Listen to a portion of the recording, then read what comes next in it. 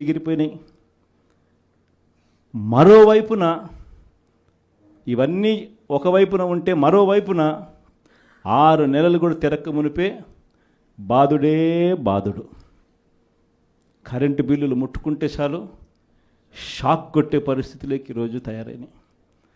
15,000 కోట్ల రూపాయలు 6 నెలలు తిరక్క తరికే 15,000 కోట్ల రూపాయలు ప్రజల నెత్తిన కరెంటు బిల్లులు షాకుల రూపంలో వేయగలిగిన పాలకుడు ఎవడైనా ఉన్నాడు అని అంటే అది నిజంగా ఒక చంద్రబాబు నాయుడు మాత్రమే ఇలాంటి దుర్మార్గాలు చేయగలుగుతాడు.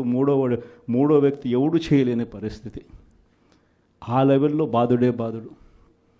మరోవైపున చూస్తే ఈ బాధుడుకు తోడు సూపర్ 6లు సూపర్ 7లు అమలు చేయకపోవడానికి తోడు మనం ఇస్తా ఉన్న పథకాలన్నీ కూడా ఇవ్వకుండా వదిలేసినకు దానికి తోడు